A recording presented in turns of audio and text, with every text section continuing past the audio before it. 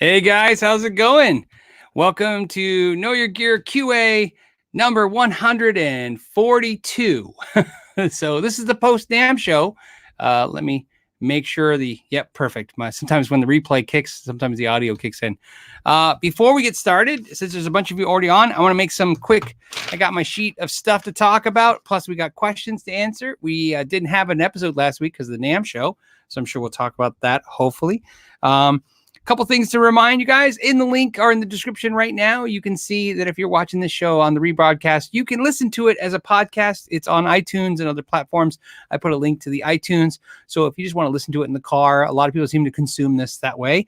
You can do that. Also, if you're also new and you see the title of whatever the question that becomes highlighted, there's a question index. I index all the questions and put that down there so you can just check quickly.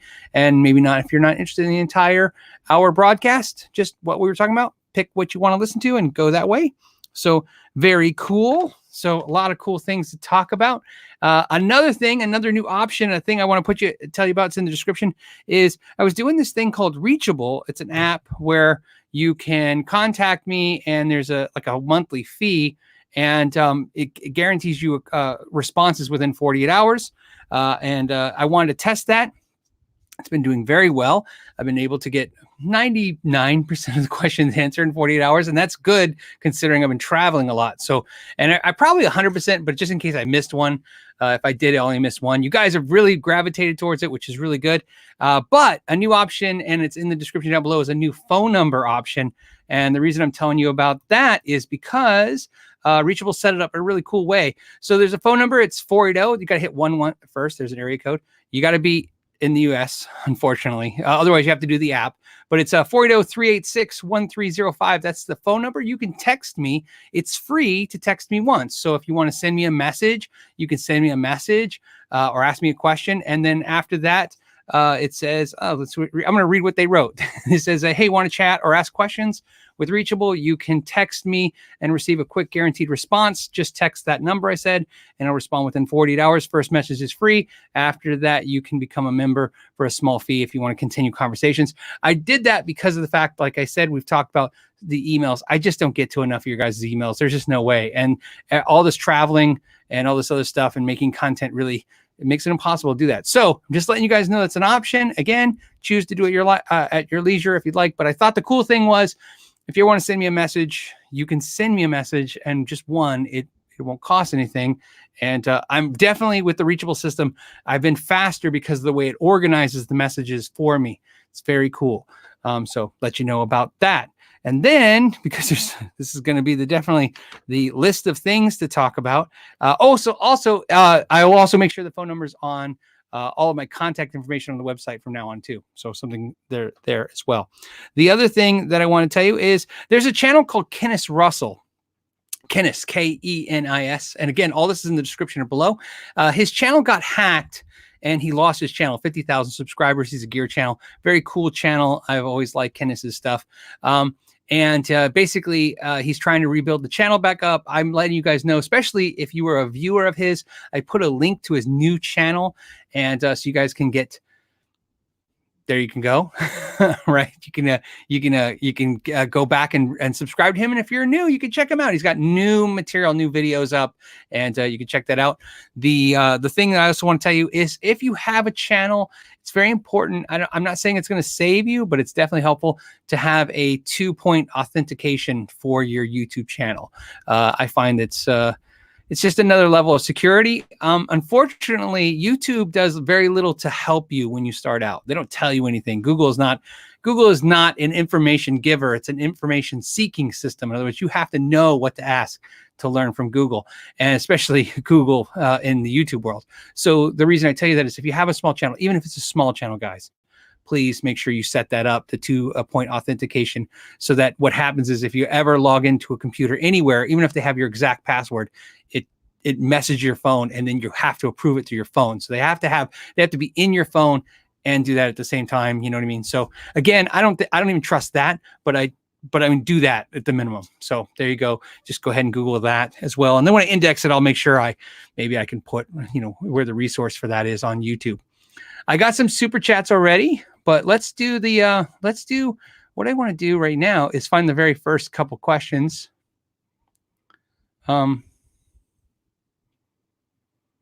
Okay, so Seth, you were the first question of the day. So I want to try doing that. The very first question of the day. I want to make sure you were here before this show started. Let's treat you with some respect. Thank you, Seth, for hanging out. It says Seth Presley sets up guitars. Says, and by the way, question marks at the beginning. Thank you, Seth. That's awesome. Says, attenuate or a 5 to 1 watt for home practice. You know, I've kind of given up on the 5 to 1 watt thing.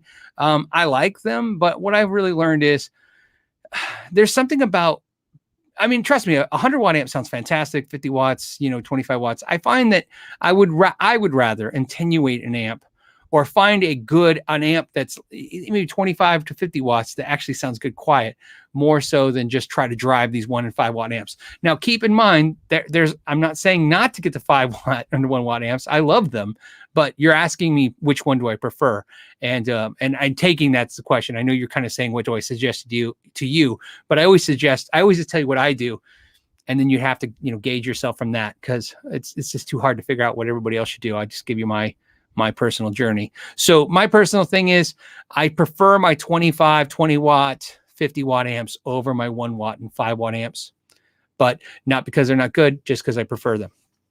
There you go. That was the first question of the day. Thank you, Seth. That was cool of you. Let's hit a super chat because a couple of those popped in real quick. Skarma Guitar just said, love you, buddy. Thank you, Skarma Guitar. I know you're feeling better, and it's good to hear that. And he's sending a guitar for, I think we're doing a Sharpen Max giveaway thing. I'm pretty excited about that. So we'll talk about that. Carlos Loomis says, hey, Phil, my Charvel with JB and 59 humbuckers. Wait. He says hums, not humbuckers. He says, hey, Phil, my Charvel with JB and 59s. Okay, so it's a newer one because that's stock with them, or you replace them. It hums even when not coil tapped. It gets worse when you do. It gets worse when you do. Then he stopped. Is this normal? I don't know what these do, but that's okay. We'll get through this. The wiring is good. No cuts or frays. Okay, so got a crazy question for you, Carlos. A couple things. You're saying the wiring is good, and I'm going to trust that since you're, yeah, I'm going to trust you. Let's start there. Let's start.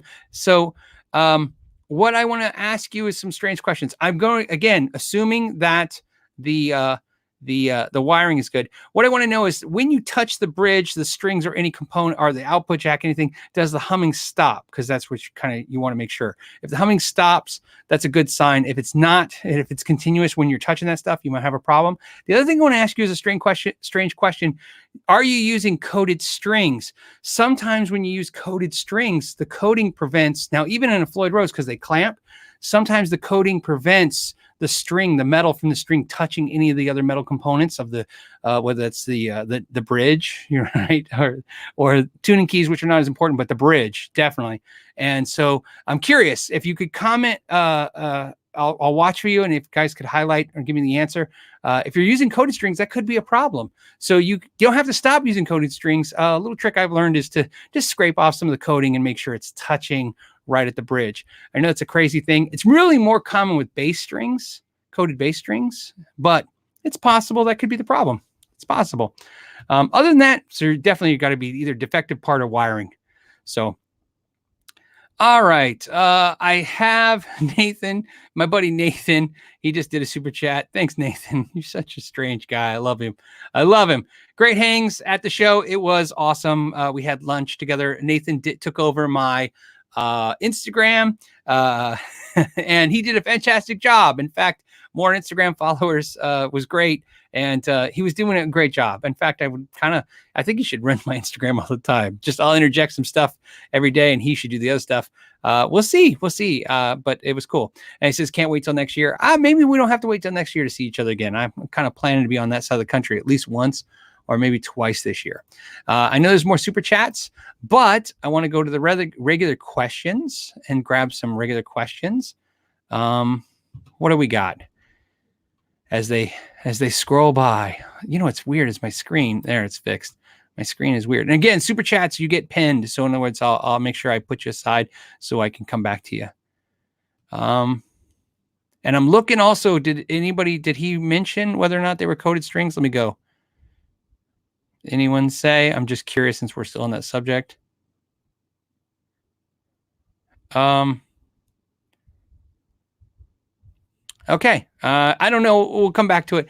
Martin Roeder, thank you again for question marks first. Says, hey, Phil, what was the worst thing you saw at the NAMM show that you advised us to stay away from? Oh, it's always tough to pick on stuff. You know, I'm not going to say it's worst. I'll tell you the weird thing. Did you guys see Reverb? I'll put a link when I do the index. Reverb did a video on it. Probably others too, but I saw Reverb's. The pedals that you add liquids to. And I saw the interview. I was there at the show, and it was like, if you put Dr. Pepper, that distortion sounds different than if you put coffee or nail polish remover or water. Depending on the liquid, the distortion sound. I swear, I still don't know if they were punking everybody at the show. I mean, it looked real, but it's one of those things like, are they messing with us? I mean, they were so serious, and you're like, and that's what kind of made me think they were punking us, because you think with something like that, you would acknowledge, I know this sounds crazy. I know, but it works. You know what I mean? But instead it was like, it was a matter of fact, like, of course, different fluids make different distortions. If you guys haven't seen it, it's definitely worth watching. I'd love your guys' input. I don't know. And again, I'm not saying that's the worst thing at the show. I'm just thinking, I don't know if I got punked. So if I was getting punked, that was the worst thing. If I wasn't getting punked, it might be the coolest thing. How funny is that? And then, so you don't think I'm copping out on the worst thing. The worst thing at the show is always in Hall E, which is the basement. There's always there's always weird companies selling weird stuff.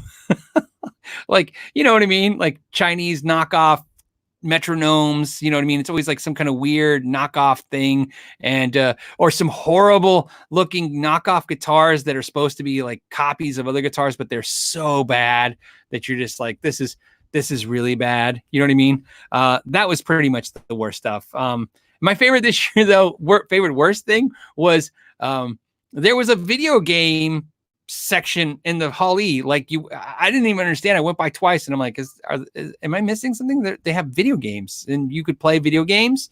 You could play the video games, or you could do virtual reality games. And I was like, huh. And I know musicians play video games. I know that. I'm just thinking it's a guitar show. So I don't know. Thought that was strange. So those would be my worst highlights of the show, which, so I had to reach for those because it was the best show I've been to in 16 years. And we'll talk about that hopefully, because there's some stuff on my list I want to talk about. So what else do we got? We got, let's do another super chat. Hold on. The Drunken Scoundrel, I always love that name. It says, hey, have you ever cleaned black mold from a guitar? Not from a guitar. I had a company. Do you guys remember when I got that Marshall 212 with black mold? I had to have a company come out. My son has asthma, and my wife freaked out. I live in it, like I said, Arizona, so you guys know it's very dry here. I'm very aware that people who live like coastal and where it's wet don't freak about black mold. But here it's a freaky thing. We're not around anything. Like snow freaks us out because you don't see it, right? So you're driving and snows, it freaks you out. So black mold freaks us out. And plus having a son with asthma, we take it very seriously. So when that cabinet had mold, I had a company come out and clean that and then clean the house. I will tell you this is what sucks about the black mold gig. The companies that come out, of course, they found mold.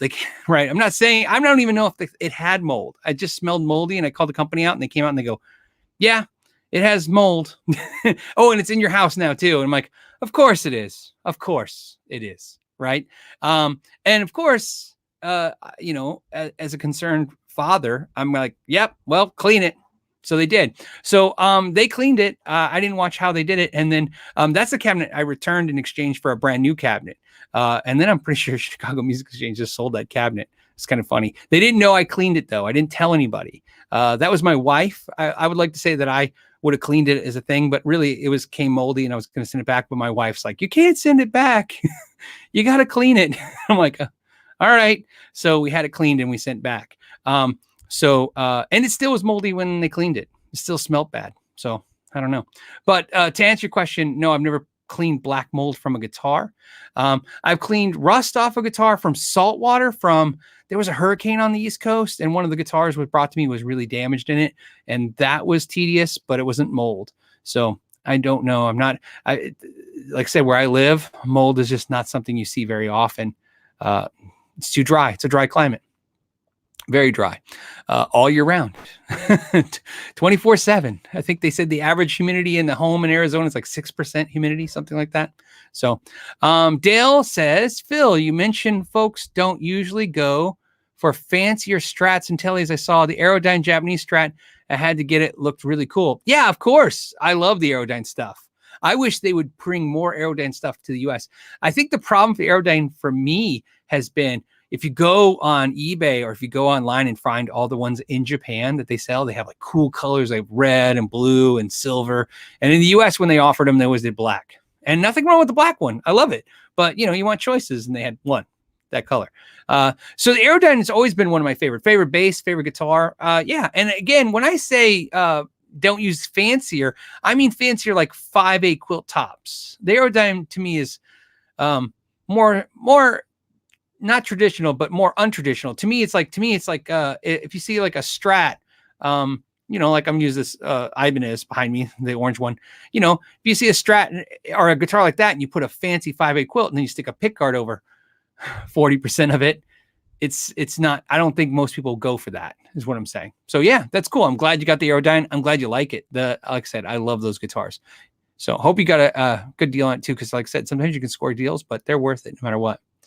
I'm going to do another super chat, and then I'll hop back over. It says, Neil, hey, Neil, how's it going? Neil says, hey, Phil, looking to get a few micro amps. So I was wondering if you could recommend a brand of speaker cab and configuration that will also use in the future. Other heads, I use Marshalls. Yeah, I mean, I'm going to suggest vintage 30s because that's what I like. I use those in almost all my cabinets. That's what I like. I mean, I have Creambacks, I have Jensen's, I have Eminence. I have a lot of speakers, but I tend to recommend the vintage 30s because that's what I like. I know that's probably not the most exciting answer, but I also find the vintage 30s the most favorable to if you're going to try multiple amps. Vintage 30s are used so much in the industry when making amps that so many people use the vintage 30 as one of the test cone speakers of an amp. You find that most amps can find a nice spot in the vintage 30. I would say the vintage 30 is probably one of the most used in developing amps. Not the most, but like I said, if I was going to say 10 speakers that definitely when somebody's building and designing an amp, they ran that amp through that speaker. Even like vintagey clean amps, somebody's going to do a vintage 30 because it's so consistently popular. So that's what I would look at doing. So there you go. Okay. I know I got a cool one from Bad Brad, but Brad, hold on one second, man. Let me hop over and get a non-super chat real fast because I like to move around and see what everybody's talking about.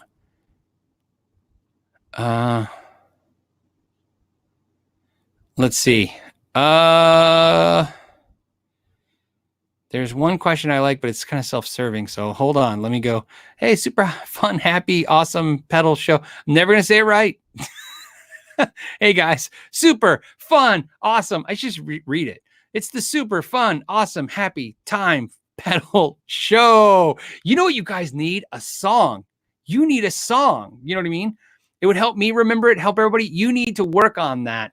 So that way, when your show starts, it's like, welcome to the super fun, happy. See, I'm doing it wrong. Awesome, happy time pedal show. You need a song. If you had a song, I could remember all that. But to me, it's almost like saying supercalifragilisticexpialidocious kind of thing, right? So, by the way, Poo Ninja's here too as well. Poo Ninja, you need a song too. Maybe everybody needs a song. Dovey Doss is here. Dovey, I'm going to read your question in a second because I'm going to just tell you because I'm on the rant. Dovey needs a song as well. Everybody just needs an intro song. That's how it should go. But super fun really needs it. So I can remember that name. John says, is that a new Katana behind you? What? Behind me? Yeah, it is. It's Katana 50. Part of this relationship we all have on Fridays is we learn together, we share together. Sometimes we rely on each other. So this is one of those moments where I got to tell you, like, if you ever have if you ever want to feel better about your sickness, hopefully somebody like me can help you. So what happened was I was at the NAMM show and I got a new guitar.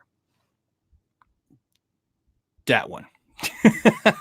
So that's a Friedman Vintage S.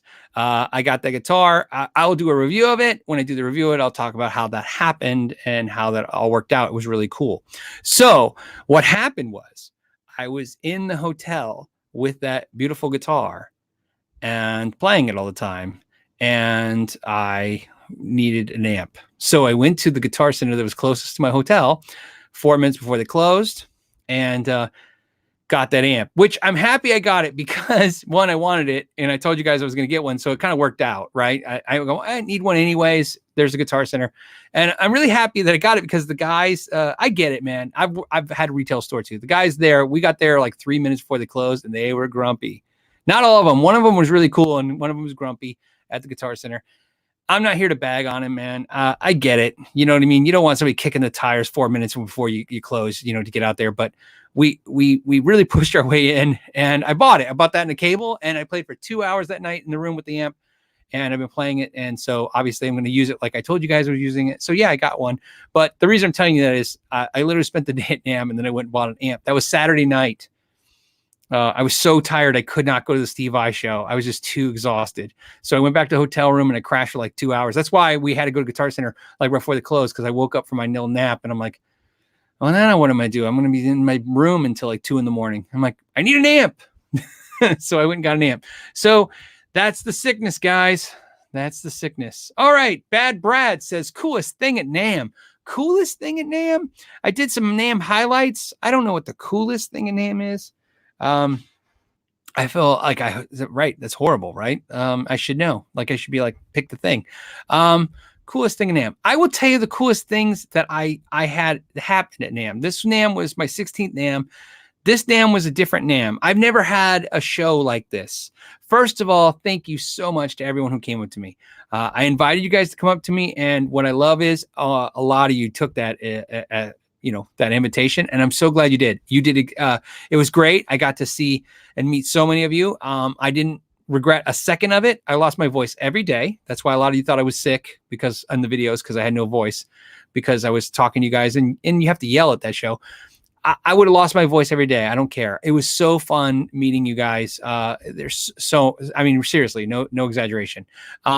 The cool thing is I've learned this. You never meet a troll in person. So that's why I like meeting you guys, because everybody is just going to be nice. Even if I could tell they're like, nah, he's okay.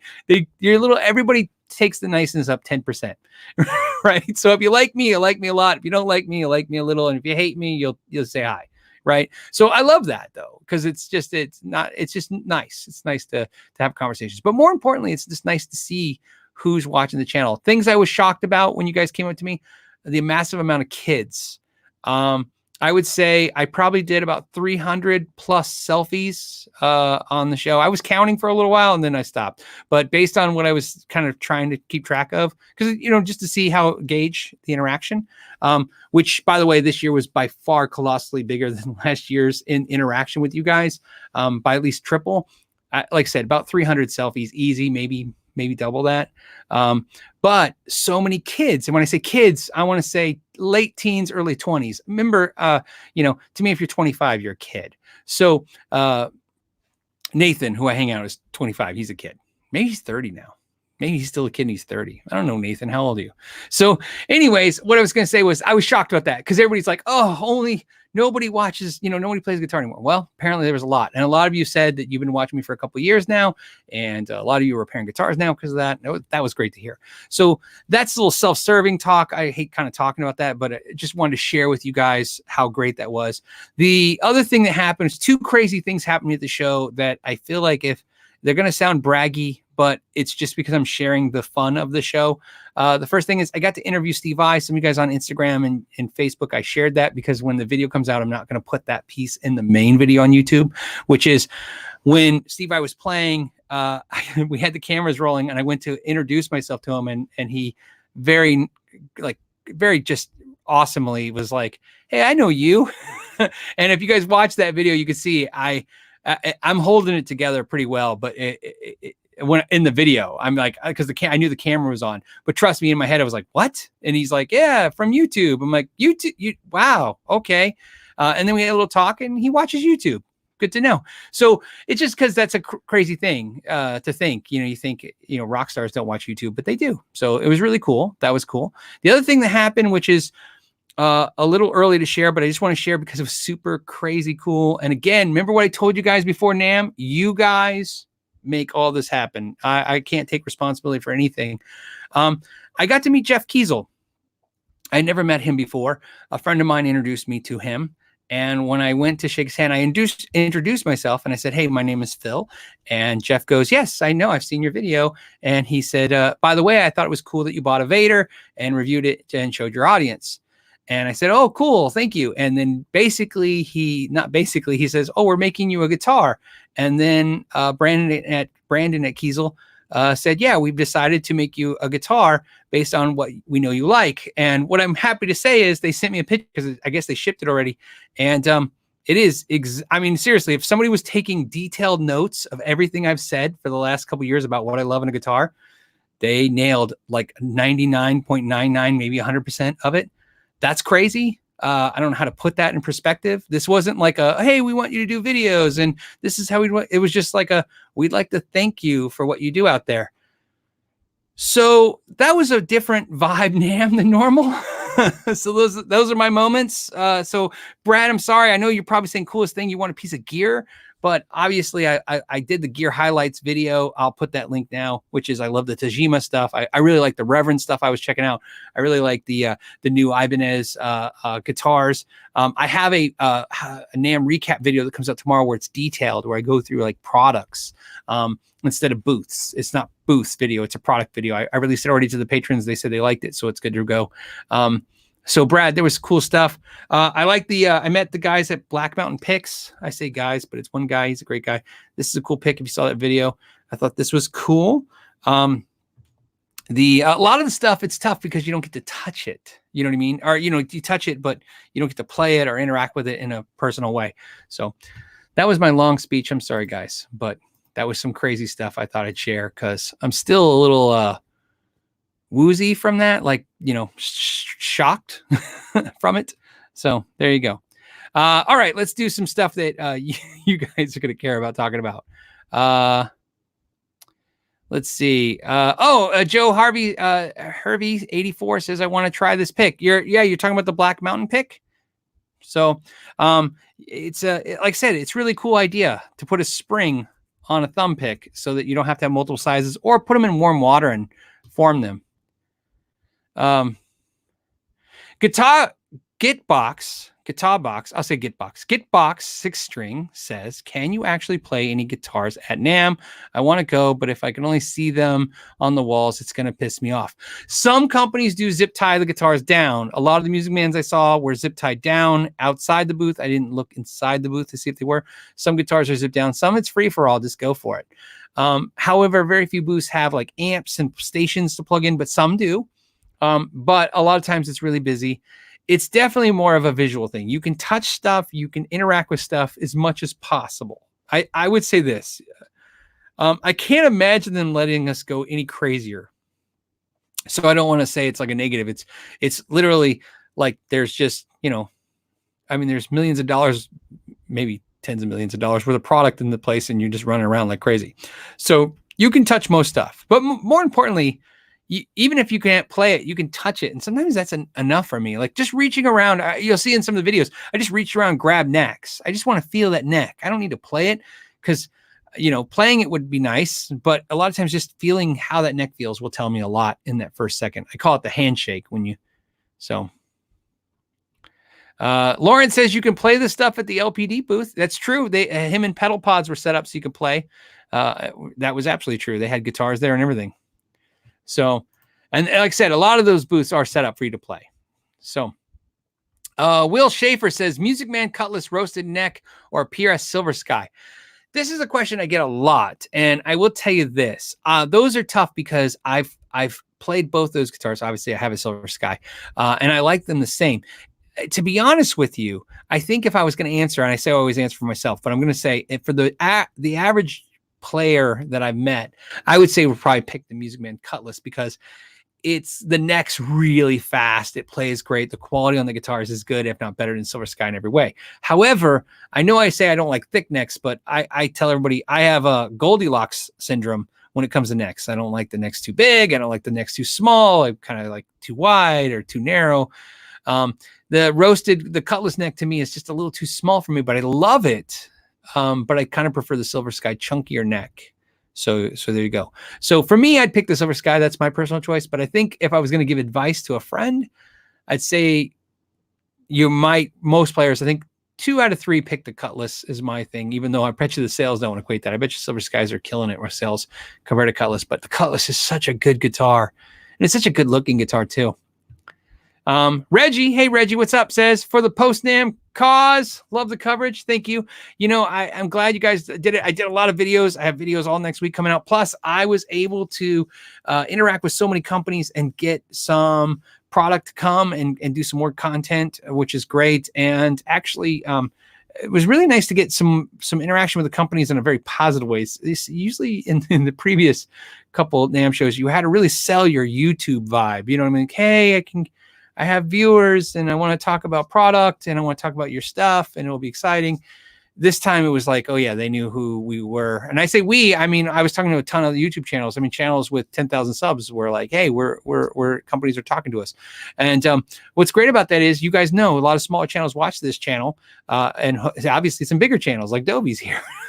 So what's great is everybody knows it's tough. And I always tell a channel with a smaller subscriber base that it doesn't ever seem to change. I don't feel like I get any more leeway with the companies having a larger mid-sized channel. And when I talk to larger channels, they seem the same rut. They're like, some companies get it, YouTube and our community, and some don't. So, okay. BK's got a question. I don't understand it. So BK, I'm going to try my best. Best hybrid for direct recording, looping. That's one question. That's why I don't get it, because I'm reading it all as one question. What's the best hybrid for direct recording and looping? I have no idea. I don't know. Best direct. I don't know. I mean, because I don't use plugins and software and stuff, so I wouldn't know. To me, direct recording, when I direct record, I don't direct record. I mic everything.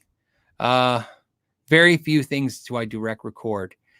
So that's my problem. Although I am talking to 2Notes and seeing about getting a 2Notes product, so I can try a direct interface to see what it's like, but I really haven't done any direct stuff. I took the Helix and tried to do that direct with a computer, a couple of things like that, but I still preferred miking. And I know some of you guys don't have this situation where you can mic stuff, but I do. So I don't have a whole lot of not energy, but a whole lot of desire to do that. So that's the horrible thing. So I can't help you with that. But on looping, I love looping. I have tons of loopers. And currently what I'm using is I use my Boss a lot, my Boss RC1, but right now in the rig is back to my TC Ditto Mini. I love that pedal. So I keep that easy. The next question is Go NA6, Taylor T5, or Fender Acoustasonic. I'm biased, Go NA6. I love the Taylor T5 Z. It's the Z, the smaller one. I had a Taylor T5 for a very short time. I bought it used. I really liked it. I didn't love it though, and that happens. The Acoustasonic I've played only briefly. It's $2,000. Here's my thing, man. I'm gonna tell you, it's not the price points. I know the Taylor's expensive and the Fender Acoustasonic's expensive. For me, the Go NA6 for the price is hard to beat. It's a hard to beat product. It's less money and it is great. So I really like the Go NA6. But I like all three, but mostly I have almost no experience with Acoustasonic. So I'm going to really say the Taylor and the Godin. But for me, I actually had my Taylor. I got rid of my Taylor to get the Go NA6. So Tosh, Jake, Finnegan. I like it. Tosh, Jake, Finnegan. Good day. Okay. Are you from Australia? Is that why there's an A in front of the currency? I hope you're safe, man. I like I said, I know it's horrible what's going on, but I hope you're safe. Good day, Phil. Hope you're rad. I hope that, yeah, but I hope that means there what it means here. It means it says need to sell my ESP custom shop, Jeff Hinneman. and Kirk Hammett guitars due to a car being stolen. Tips on accurately photographing gloss black finishes. Love from Australia. See, if I would just finish the question, I wouldn't have to guess all the Australian stuff. See, it's the whole finishing a question. So the question now is really, how do you photograph that stuff, right? And I understand what you're saying, because that's one frustration we all have when you see the reverb pictures. There's always the glare from some light. You know, I like, if you don't have professional photography equipment, and you just, even if you want to use a cell phone, I find, to me, the best time to take pictures of your guitars is my wife does photography. I feel horrible. I'm going to say this wrong, but I've tried it in the past and it's always worked great, which is you take the pictures outside, but you take it during magic hour. Do you guys know what I'm talking about? I will put a link to that in the index. Magic hour is the end of the day. It's like when the sun's setting. There's a time of day called magic hour where you can get great photos. So if you don't want to buy photo equipment, you can just literally take your phone and take pictures of your guitars outside during what's called magic hour, if you really want to get some great pictures.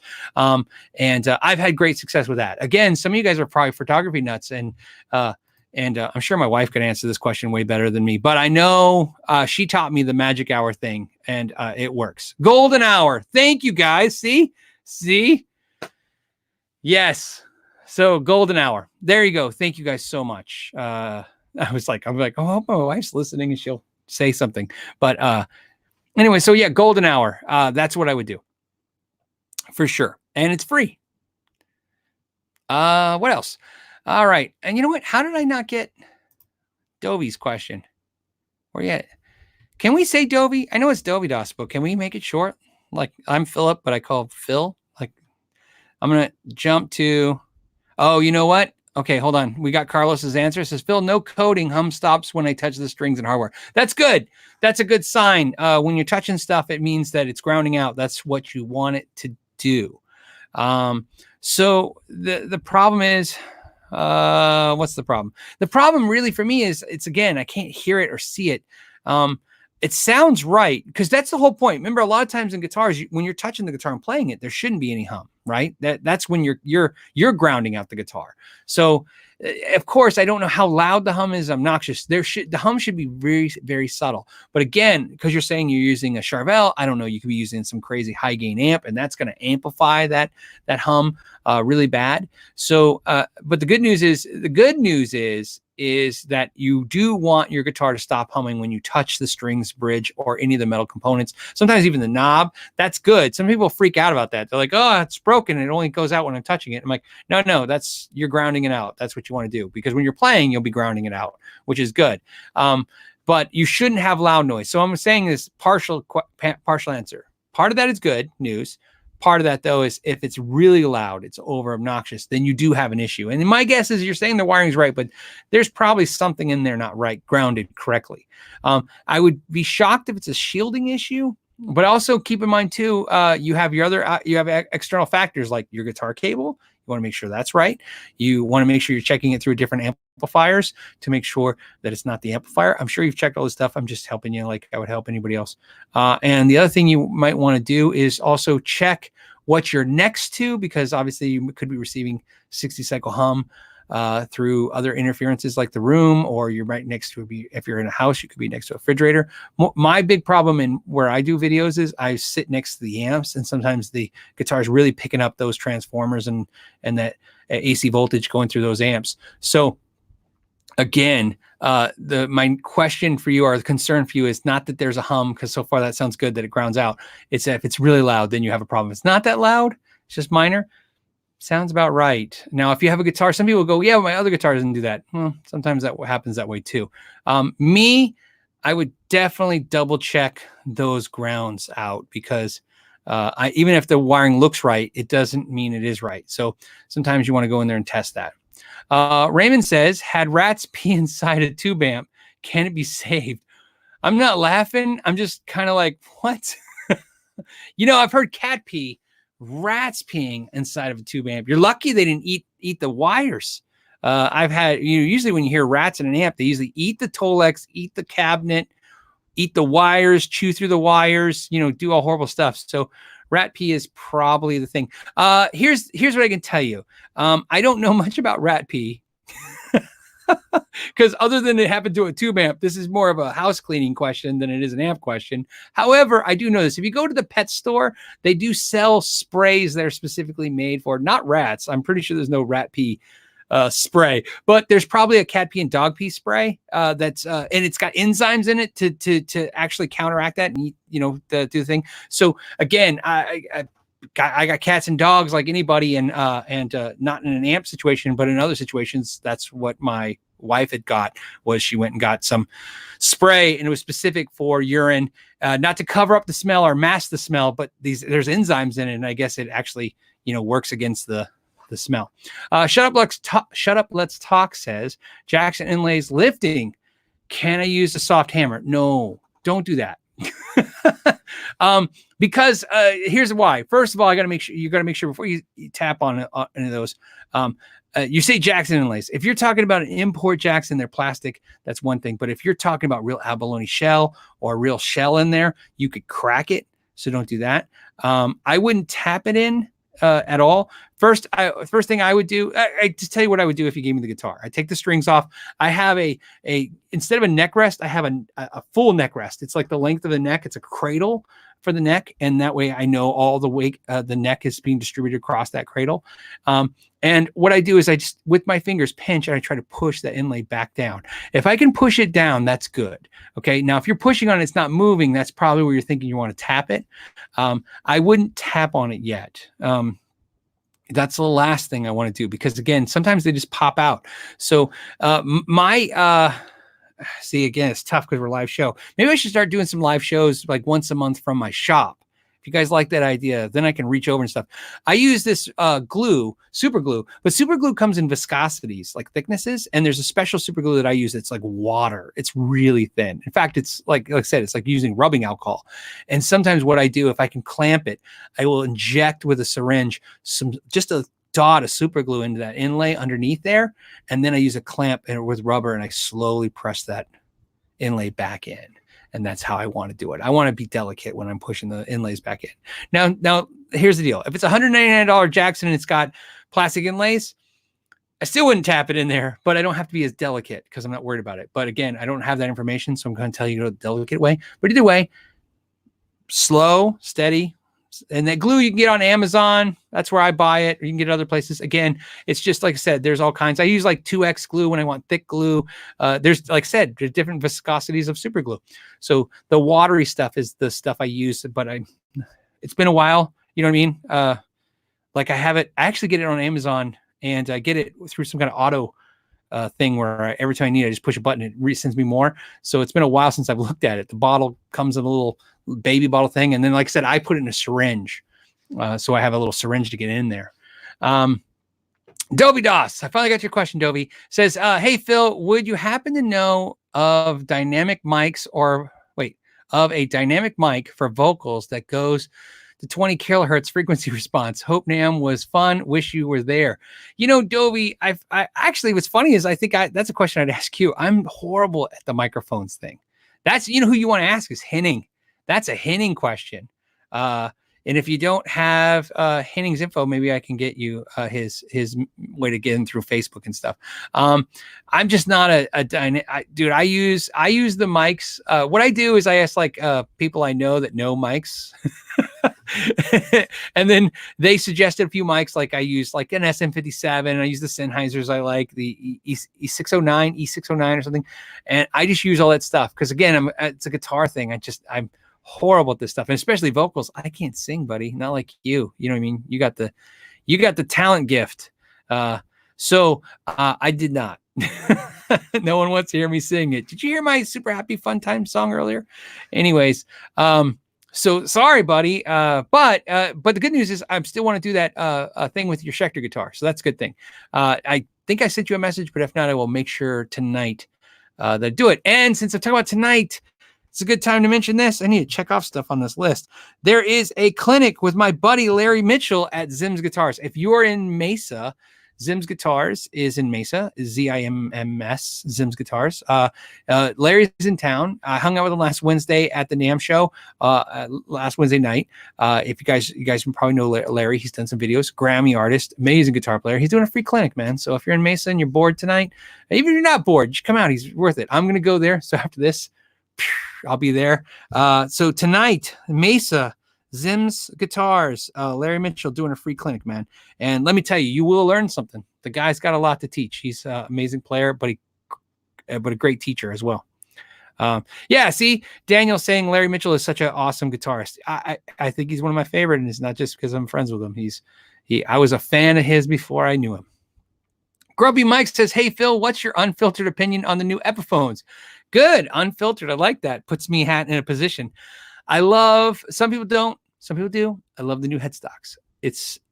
I thought it was a smarter move than what I anticipated. We've talked about making the headstocks like Gibsons. This was smart. It's more like a Gibson. It's not quite there, but they pulled something from the archives. They're like, oh, it's from the past. It's more legitimate. It feels good. It feels like a good compromise. Am I as happy with it as if I would be if it was the actual Gibson headstock? No, I kind of still wanted just a Gibson headstock, but this is so close. I think there's an improvement. So aesthetically, I like the improvement. The finishes, I did, again, in this tomorrow's video, you'll see I go into a little more detail on those. When I went to the booth, I thought it was one of the best in show for the Epiphones. They looked great. It was a nice roundup of guitars. So my unfiltered opinion, really liked them. Now, did I try them? Did I go through the quality? No, but I'm assuming the same quality were before, which is mostly good. Right? Most of the Epiphones are really good. Some of the cheap ones are a little dodgy sometimes, like some Ibanez's and Deans are dodgy when they're in the lower price points, but sometimes they're good. So that's my unfiltered opinion. I really like them. I'm happy to see it. So, I'm happy to see Gibson anytime they do something good. I'm a Gibson guitar player. I like Gibson. I like Epiphone. I like them as guitars. And so I love that they actually listen to people. I said that, I think, in the video. They listened. To me, that's what I was more excited about than anything else, was from a company who's typically, and I mean this, I'm not trying to be negative, but for a company who's typically like not listening, that's how everybody feels. Like, why don't you just listen to us? We'll tell you what we'll buy. We'll buy it. We buy what we don't want from you guys. We'll buy what we want for sure. It was great to hear them listening. It was great. So, it made me feel good. So I was excited about it. Riff Magos. Sure. I'm just say Riff. Riff says, hey, Phil, hope you're well. I am. Seriously enjoying the new Gibson Les Paul Studio. Oh, he's got a new Gibson Les Paul Studio. Very nice. I have a new Gibson Les Paul in my future. I'm very excited as well. I can't wait to share with you. It's something totally different. Super, super different. That was my shenanigans I started way before the NAMM Show. So I understand what you're feeling. Let's go with, wow, 870. That's why it's moving so fast. There's a lot of us hanging out. Let's do some non-super chats because I stuck on that. Hold on. Oh, it just jumps. Somebody had and again, if you super chat, I pin it, guys. I'll make sure it's over there and I don't lose it.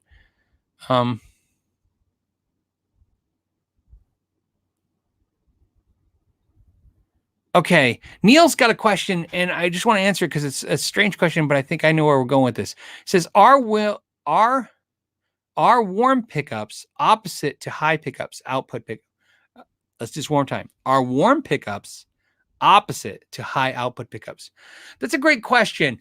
It's funny. Like I said, we use terminology for pickups that really is confusing. We'll say it's hot, or it's, but then we'll say like this pickup has a hot test. It's hot. Hot usually means high output. Lots of, high output meaning it's driving signal. So warm pickups is funny because in my mind, and everybody's going to have a different opinion, but in my mind, and I don't mean my personal mind, but in communicating with guitar players for years, warm pickups mean bass heavy and mid-range heavy to me. So if somebody says, oh, it's a warm sound, it doesn't mean like, if I say this pickup has a hot sound, it means that it's really driving the amp. It's a high output pickup. And if I said a warm sound, interesting enough, you wouldn't really mean that they have less output than hot, but more output than cold, because you wouldn't even use cold. That's where it's silly. It's our terminology. Warm usually means doesn't sound very bright, sounds very full sounding. So if somebody says, oh, that pickup sounds really warm, they're usually trying to say it has a lot of low end and mid range tones. It sounds really smooth. Again, terms that are confusing, right? Smooth. Great question. Cause like I said, I think it makes everybody crazy with this. And we're all over the place with it. We say hot, we say warm, right? We say cool. We use colors, you know what I mean? It's weird what we use to describe, even though it's all our ears. Let's see. What else? Oh, Mr. J said, what's the break angle on the new Epiphone headstock? I believe it's 14 degrees. When I say I believe, I was reading specs when I was there, and that's what I retained from the ones I looked at. Of course, there was a lot of new guitars, but from what I was getting was 14-degree angle. If you guys don't know what that means or reference to that, it's how much tilted back it is. All you have to know is I think a Gibson Les Paul I'm doing from memory is like 17 degrees. So again, shallower neck angle. So it's not as extreme once it passes the nut, which is good, right? A lot of people wishes the Gibsons didn't have such an extreme neck angle because they say that's what causes the breaks. I'm going to say, yeah, maybe. So,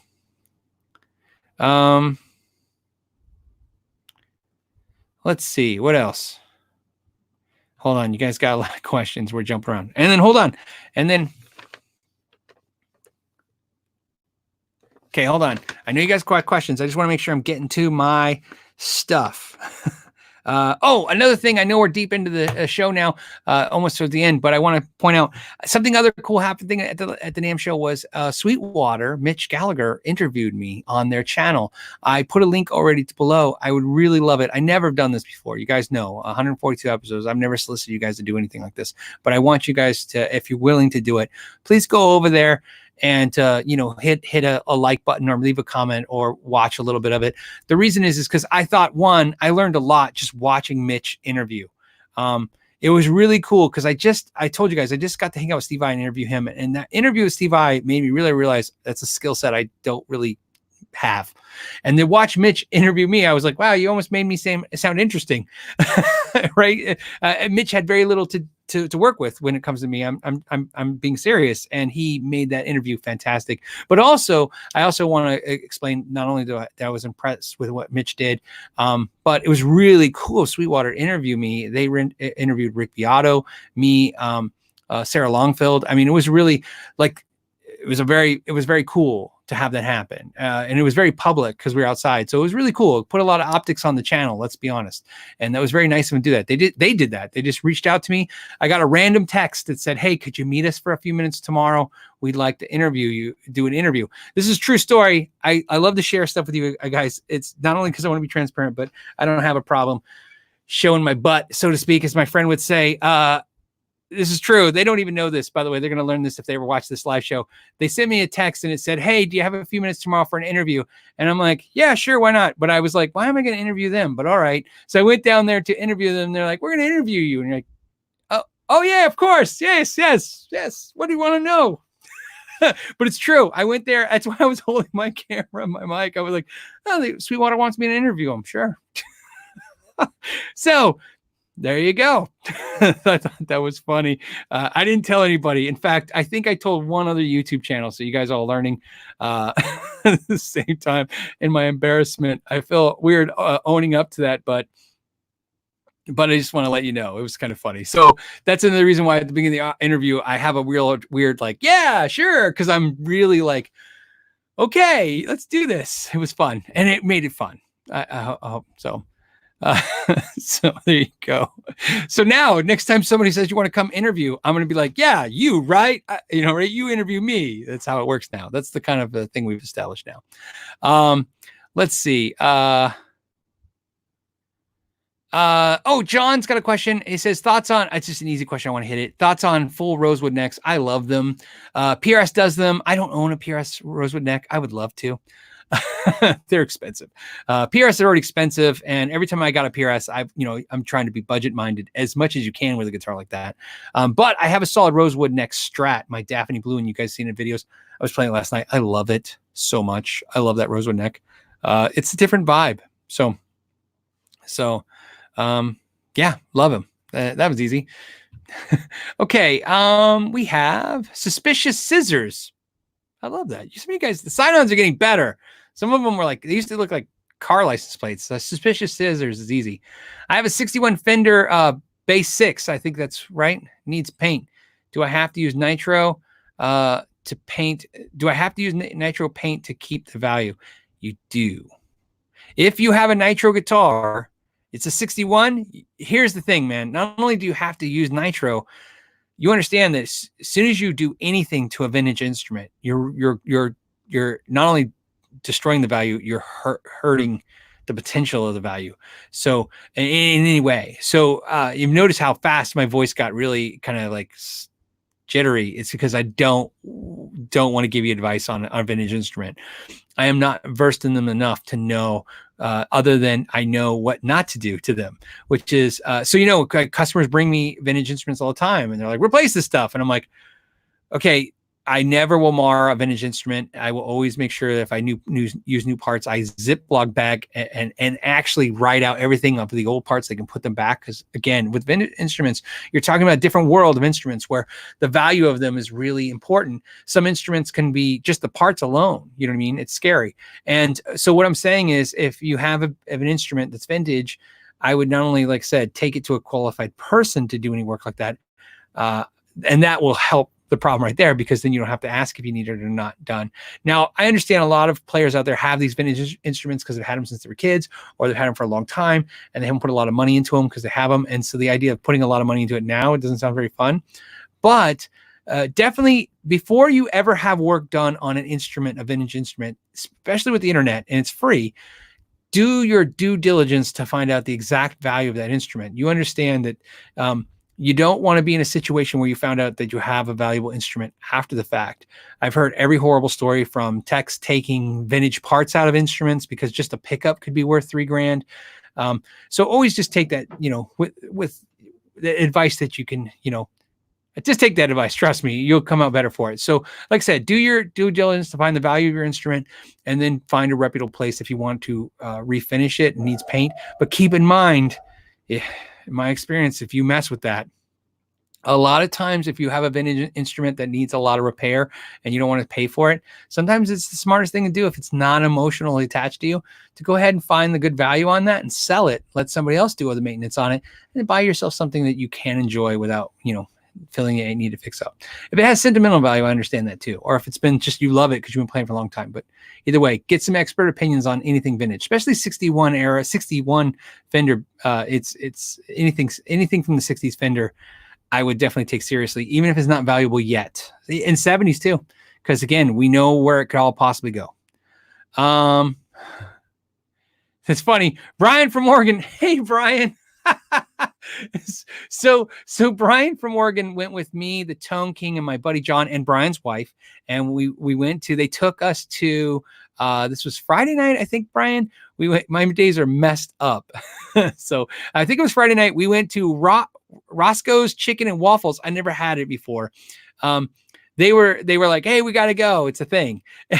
So I had, and here's what I learned about Roscoe's Chicken and Waffles. Of course, I've had fried chicken and I've had waffles, and both are very good. And they said, what did you think? And I said, oh, it's good. But I just don't understand the concept of them together. It's not like it made them worse together. I enjoyed them. I don't know how it made them better. And my joke was, why don't I open up Phil's Pancakes and Pork Chops?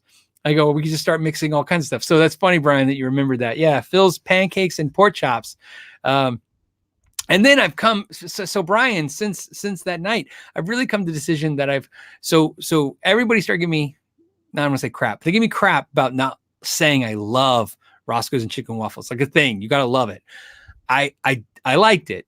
In fact, I think that night I said I loved it, but I'd never have it again. Not on purpose, because it was okay. But what I will say is this: what I've learned is, for me, if you're gonna mix a breakfast and a dinner together, it's eggs on a hamburger. To me, that's the mix. That's the one I think I like more. So before I'd have fried chicken and waffles again, I would have one of those hamburgers where they put eggs on it. So, or fried egg on it. And then again, there's a bunch of super chats, but I'm going to go to the non-super chats because I know you guys are hanging, waiting for a question to get answered. See, somebody's like salty and sweet. Yeah, all this stuff. You think with my physique, I'd be like, yeah, chicken and waffles all day, but it was good. It's just, you know what it is? I think the appeal of chicken and waffles, somebody told me it's like, oh, it's a drunk food. That's why people like it. I think my theory why people like chicken and waffles is it's really the ultimate decadence, right? I mean, fried chicken is amazing. And so, but it's decadent. It's a thing that you're like, oh, you can't eat that too often. And waffles, same thing, great, but kind of decadent syrup, So it's really, you're eating two things. It's really, you're just telling the world, double down. Like, I don't even care anymore. I've stopped. I don't care about my arteries, my health, nothing matters. Just chicken and waffles. Yeah. And a lot of people are like, don't knock chicken waffles. Again, I enjoyed it. I seriously enjoyed the company, enjoyed the food. It was really good. I did. And I was very clear all night about that. But like I said, I wouldn't actively go to it again. Yeah. Egg and burger. Well, so, somebody's saying egg and burger is not a local thing. To anyone, we all have it. Well, same with chicken and waffles. I know you guys, please don't take offense, California. I know you have Roscoe's and chicken and waffles. We have in Arizona, we have Lulu's chicken and waffles. There's like a place here that's well known for chicken and waffles too. So I'm not saying that they're the same because I've never had it, but it's also, so, the excitement that people had for me to go to Roscoe's chicken and waffles in California was the same excitement. My friends are like, you got to go to Lulu's. So I don't know. So yeah, I get it. It's not a thing. So then Todd says, and then a wafer thin mint. Oh, well, I didn't get that. They didn't give us that.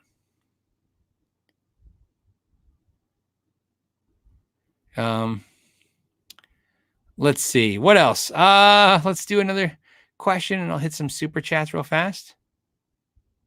Yeah, okay. Dirt Racer X, it's good to hear from you again. Says we have chick and waffles in Indianapolis. Yeah, I'm sure. I'm sure it's a thing, man.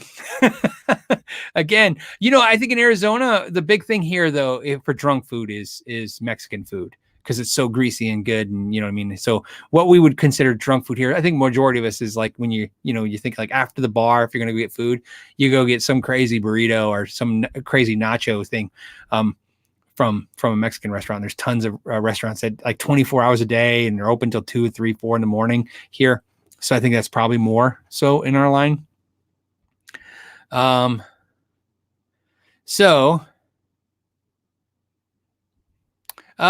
says, did I try the SE Mira? How did it compare to the Core Mira? Well, the SE Mira, I did play one, but to me, it reminded me of the S2 Mira, and it just had that same kind of feel. But again, I liked it, but I really like my Core Mira, not because it's a Core, because I like my Mira. That's the tough part. Okay. Oh, wafer thin mint is a Monty Python reference. All right. Good to know. I have seen many Monty Pythons, but I've seen, well, I don't want to say all of them, but I've seen most Monty Python movies, but but unlike a lot of my friends who watch them like 20 times, I watch them like once or twice. So I don't have the references down pat. I'm more of a Caddyshack reference kind of guy, which is nice. So, okay, real quick. I got some super chats to catch up on. It's going to get nasty real fast. Is Shinnery Kid, is Shinnery your kid? I'll never say it right. Just got an Explorer B2. Love the tone. Don't like Mini Grover tuners. Suggestions for locking replacement tuners. That's what I'm working on right now. I just got Hipshot to send some tuners. A bunch of companies send tuners. I am not enjoying Grover tuners anymore. I don't know what it is. The mini ones, the full size ones. I feel like, they're just not what they used to be. I know that's like a thing now to say, but realistically, to the point where I can almost identify them by touch and sight. So yes, the question, I can tell you this, without doing the future vids, because I haven't done them yet, where I want to kind of talk about the quality of these locking tuners, because there's so many inexpensive locking tuners on Amazon now, and everybody's getting those. I want to do some side-by-side comparisons and check them and see what I discover. What I will tell you is right now, and of course I go with what quality has been working for me really well. The 3 locking tuner sets that I really like is Hipshot, the Ratios by Graphtech, and Godo. I really like those locking keys. There are great, don't get me wrong, like Schalers, all that stuff's great. Yeah, I had good experiences. But right now, when I'm installing tuning keys on guitars, those are the 3 sets, because I'm consistently getting great quality from those sets.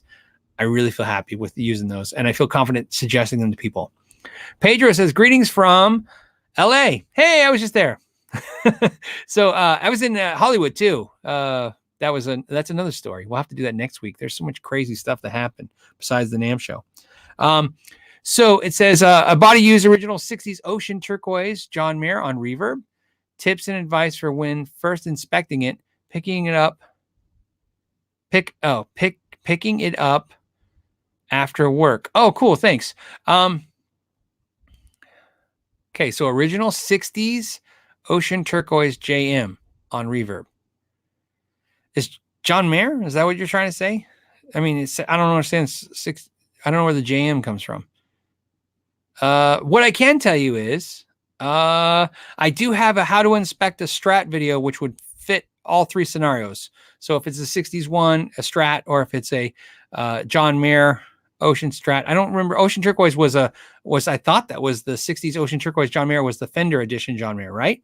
And if I'm right, I would use that video. There's a PDF you can download if you want to check to show you what stuff you should look for. And I definitely suggest you look for it. Especially, I can tell you, oh, you know what? This is what I can help you with.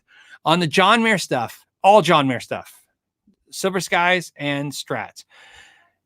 It's tough because, it's hard to have somebody who's selling you a guitar let you take it apart. So I don't know how to reference how to help you in this, but I want you to be aware of the first thing that usually is going to happen, that guitars are going to take the pickups out. I'm not saying the person selling to you is doing anything wrong, but I'm just saying you cannot buy the Fender John Mayer pickups and you cannot buy the PRS John Mayer pickups. And so I used to, in the shop, we used to have trouble all the time with the Fender John Mayers where people would take out the John Mayer pickups because they go for great value and they sound great. So, JM for the Jazz Master. That would make sense.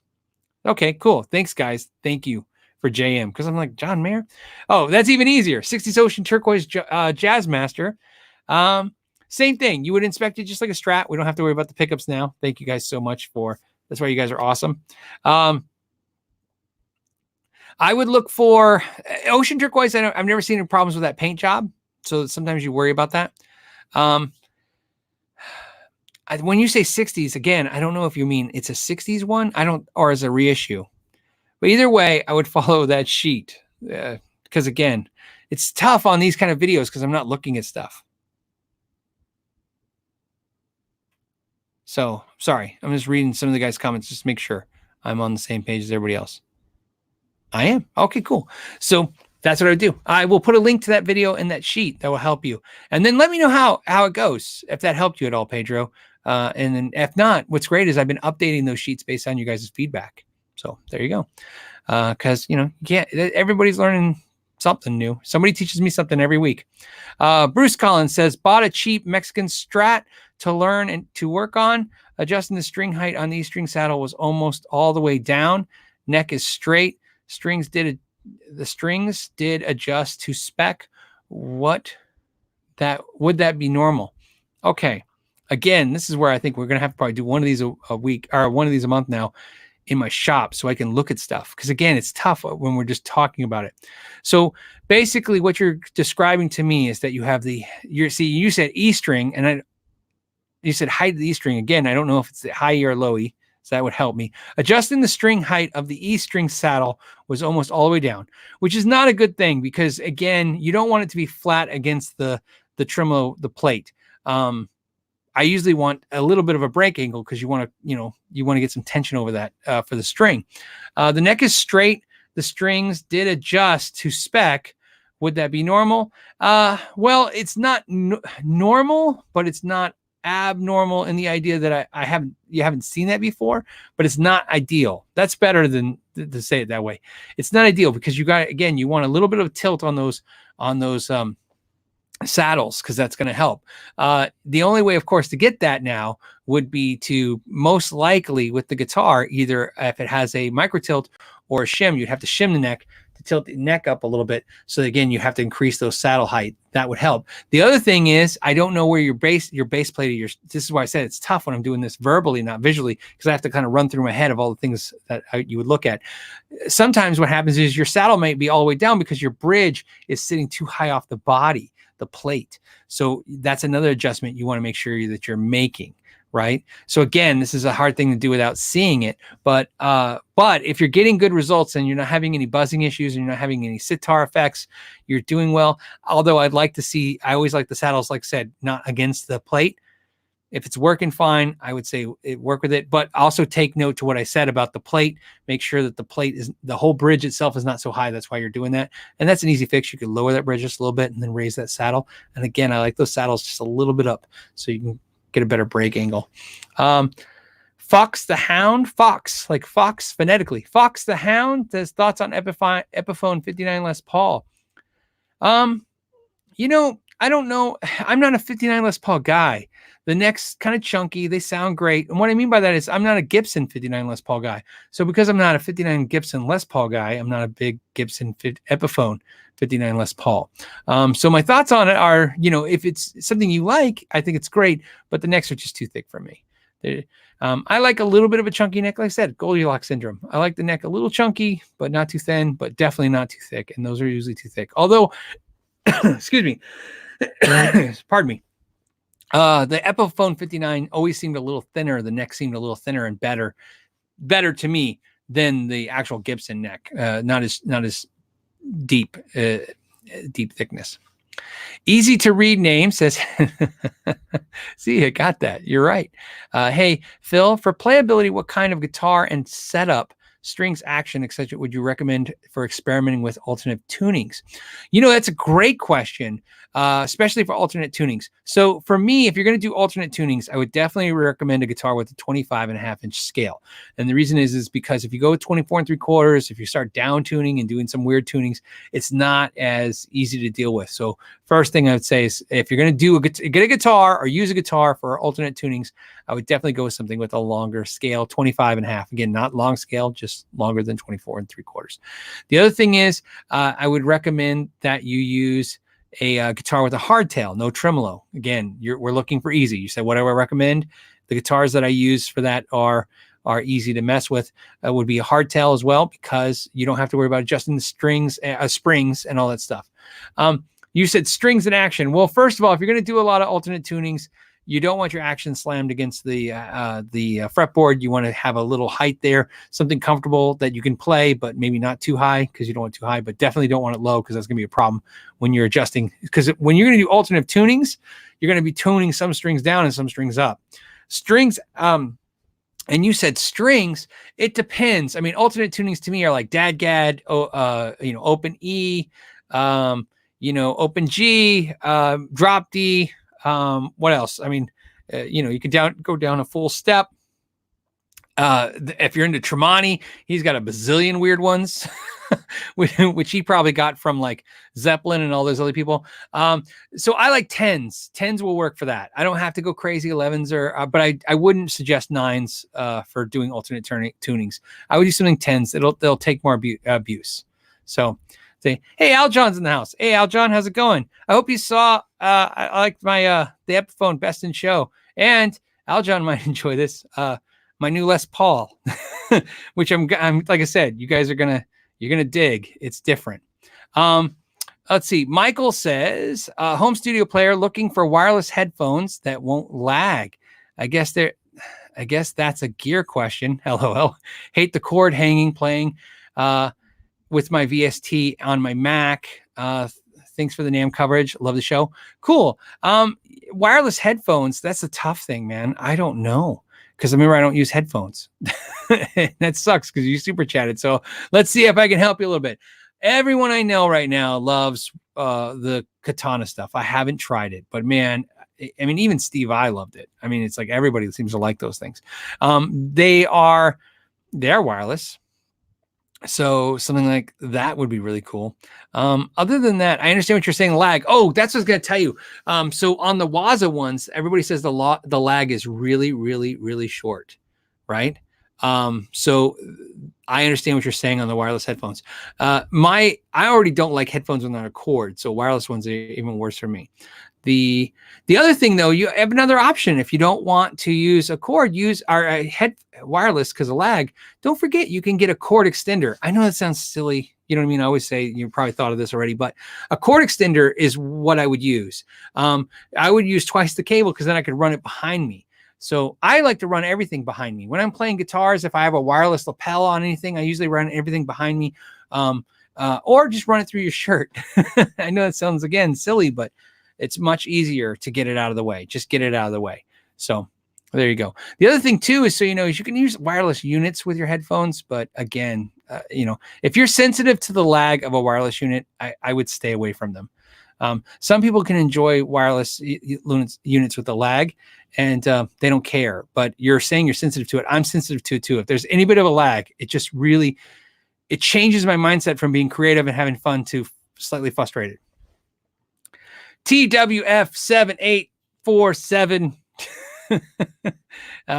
It's like, I feel like a cop. Yeah, we have a TWF7847. Anyways, he says, hey, Phil, I'm missing out on buying a Freeman BE100 Deluxe over my current PVJSX head. So am I missing out? Well, that's, to me, two things, man. This is a tough question. Here's why. First, the B100 is a totally different animal than the JS head, the JSX. The JSX, which is the Joe Satriani PV head, that thing's like high gain, really kind of, you know, that saturated 5150 on steroids kind of sound. In fact, it always reminds me more of the 5150 stealth kind of thing, but really saturated. Of course, has a noise gate, different animal to me in sound wise. So the other thing is even if you bought your JSX new, which is possible but not likely, used, man, you get those things for a song. Made in USA, you can get them for $500. You know, I think maybe $800, but I've seen them as low as like $400. So you can get deals. A B100 is it's a brick of cash, man. So are you missing out by out buying a Freeman over the current GSX? Well, let me tell you, you have if you have the money for a B100, you now have a brick of cash in your pocket. Me personally, I lend myself more to that sound, the Friedman sound, than the JSX. So, but you don't have to go with the B100. You can go with the B50, right? There's a B small box 50. So it depends on what feature set you want. I know the GSX has a lot of features. Again, PV Made in USA was a hard company to beat in that time frame when it was around. 5150s, JSX. I mean, there was a ton of them. I mean, you know, I know there was like the Triple X, but that was not made in USA. Not that it wasn't a good amp. It was. But there was a lot of products coming out. Was it the 3120? Is that what I'm trying to think of? Right. There was another amp that was really good. You just can't beat those amps for the price. So I would prefer the Freeman BE100. Are you missing out not buying it? Well, because of the price difference, I just don't know what to tell you, man. Because again, it's like, hey, you know, it's a lot of money, and the PV is a good amp. JSX is a good amp. I almost bought one 2 or 3 times because of the deals. You can get the deals. Greg Peterson says, have you ever checked out Trogley's guitar show? I have. I know Trogley. I met him. Well, I haven't met him personally, but I've talked to him in correspondence. He's a Gibson expert. He's very into Gibsons. That is for sure. and that's what's great. Yes. And I think eventually the inevitability of his channel is, I think he's going to delve more into the vintage stuff than he even does now. And I think that's will be more exciting. So his channel is growing at a rate, you know, it's great, because what I like about Trogley's channel is, I call it gear centric. He's a gear centric channel. I like to think of myself as a gear centric channel. In other words, really focused on not only entertaining you guys, but trying to hopefully learn something. Whether I teach it to you or I learn it and you watch me learn it, it's almost like a Sunday special or an after school special. I want to entertain you. I think Trogley is doing the same thing. He wants to entertain you. That's why we try to do this. It's fun. It's a fun gig, man, to entertain people. But it's really fun if while they're being entertained, they can learn a little something, or you can pass on some kind of either knowledge or experience, like have an experience. That's why, like I said, you don't have to be an expert in a field. You can teach people by just them watching you make horrible mistakes. Sometimes that's the best, right? I'd rather watch somebody else make their mistakes and learn from them than, you know, do it myself. So that's what's great about YouTube. You can be that kind of channel. And Trogley is a channel where he's passing on a lot of information. It's really cool stuff too. Plus he's entertaining. And that's where I said gear centric. It's tough, right? It's tough to be entertaining and still want to to do something, right? So I love Charlie's channel. So yes, absolutely. In fact, I'll index it and put a link to it before, or put a link in the index, of course. And I'm hoping to eventually do something with him. He had mentioned that, you know, a collab, and I was like, I'm totally up for it, and I would like to do something crazy. That's what I'd like to do. Something crazy, something that I can't do and maybe he can't do, and then come together. So if you guys have great suggestions, send them to me and then I'll take credit. I'm just kidding. I will always give a shout out. James Biles. Hey, James, what's up, buddy? He just super chat for no reason. Greg, again, said, feel free. I get it. He's just saying that I didn't have to talk about Trogly, but that's really cool of you because I get it. Some people are like, are you sensitive about that? No, man. I love, as you guys see, when I meet other YouTube channels, I love interacting with the other channels. The reality is I always kind of tell people when I went to the first GitCon, my biggest problem was, you know, at that point, I think I had 100,000 subs when I went to the first GitCon, which is why this is funny. Maybe this, some of the channels watching this, maybe this will help you because it sure was weird to me. When I went to the first GitCon in 2017 of October, I had 100,000 subscribers. And I had trouble talking to the channels because I had been watching them for the last 2-3 years. And I think they kind of saw me now looking back with the experience, they saw me as a peer because a lot of them, I had more subscribers than them. But you know what? That doesn't matter. Your subscribers are not what's relevant. What's relevant is the engagement, how well people engage with what you're doing. And that's what's relevant. But anyway, so back to the subscriber thing is just to impress companies. So good for them. But more importantly, I had trouble talking to channels because I was in what do you call it? I was a fanboying. You know what I mean? Trey Xavier from Gear Gods. I couldn't even talk to him. I was like, this is Trey Xavier from Gear Gods. You know what I mean? So what's funny was the reason I tell you that is that when Greg just said, you know, I didn't have to mention Trogly, what's great is I understand what he's saying. He's saying, hey, look, he knows that I may not want to put focus on another channel, but I do. I want to focus on other channels. I here's why. And I hopefully, and we'll kind of end with a couple more questions on this and we'll end because we're going long again, but that's okay. Here's what I want to tell you guys. Something I learned in the retail industry that luckily, the retail industry thinks they're in competition with each other, and you are to some degree. But really what hurt the guitar industry was not paying attention to iPads, not paying attention to the video game industry, not paying attention, you know, hey, your local music store that teaches guitar lessons, they're not fighting with other guitar lesson studios. They're fighting with the karate shops. And again, nothing against karate. They're fighting with the dance shops. They're fighting with the other things that people can put their disposable money into. And so, although, you know, you do have to be aware that you have competitors in your own industry, you have to understand that you're competing outside your industry. And sometimes those industries are a lot bigger. The reason I tell you that speech is to remind you this. I would rather you guys watch Trogly if you're not going to watch me, or watch Dovidas, or watch Happy Fun Time. I can't say the rest of their shit pedal show name. or the Tone King, and I can just keep going, or Henning, or whatever, right? We'll just keep going. I'm sorry. Ben Coombs. I'll even say his name right. Ben Coombs.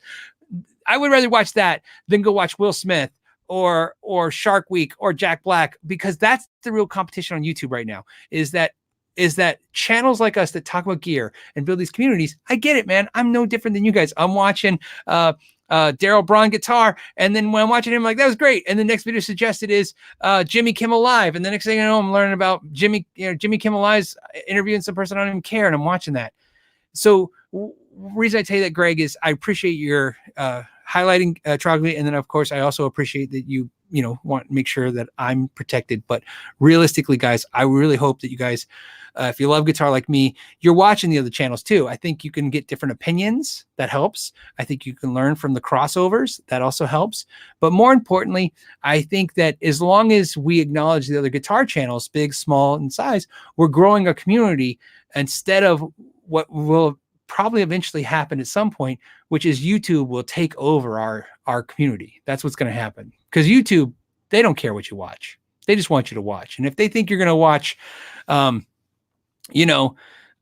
whatever crazy news thing is happening that day or whatever, they don't care. They don't care if it's guitars. They don't care if it's Shark Week. I don't know why I'm picking on Shark Week. I like Shark Week, but you get the idea.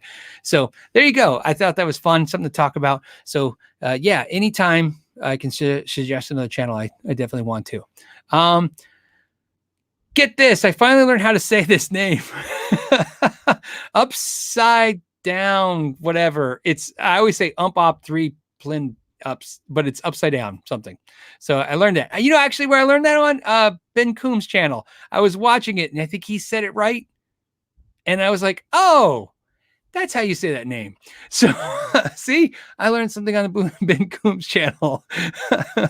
So I learned that right away. See, that was cool. What affordable luthier tools would you recommend that aren't StewMac? That's a great question. That was a high focus at me at the NAMM Show. I spent so much time specifically doing that because I really feel like, and this is what I was telling a lot of companies, I feel like StewMac is like the highest, most expensive tools you can get your hands on.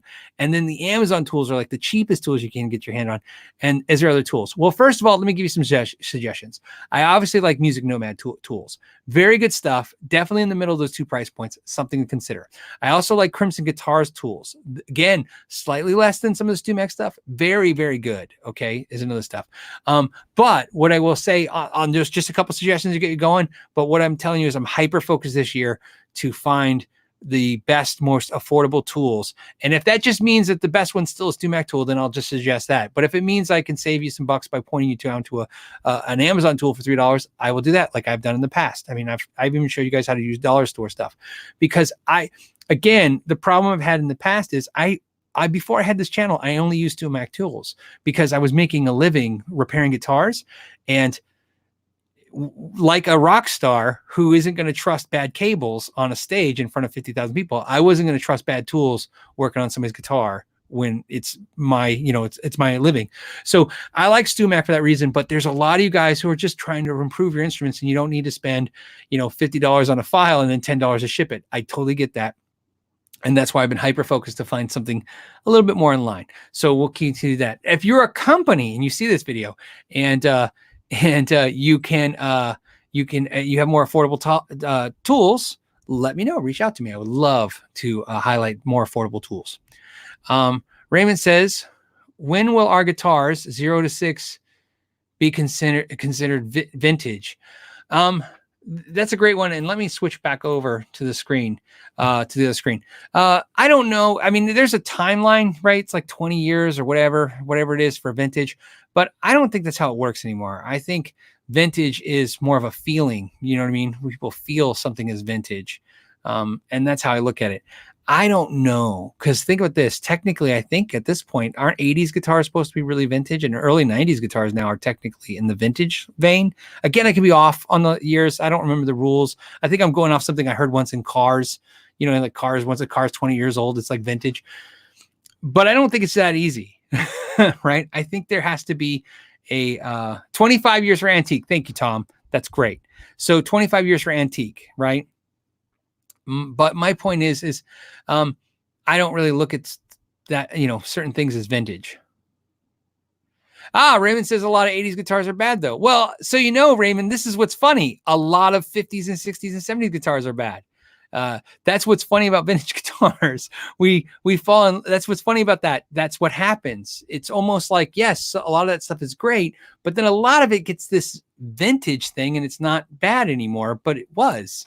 Because I've worked on them and some of them are really horrible. Some 70s eras guitars not only aren't good, they're put together horrible. Like they're like plywood construction. There's all kinds of shenanigans that went on. It happens all the time. The crap that happens now happened then too. So there you go. Somebody says 100 years of antiques. Well, maybe we'll solve that next week.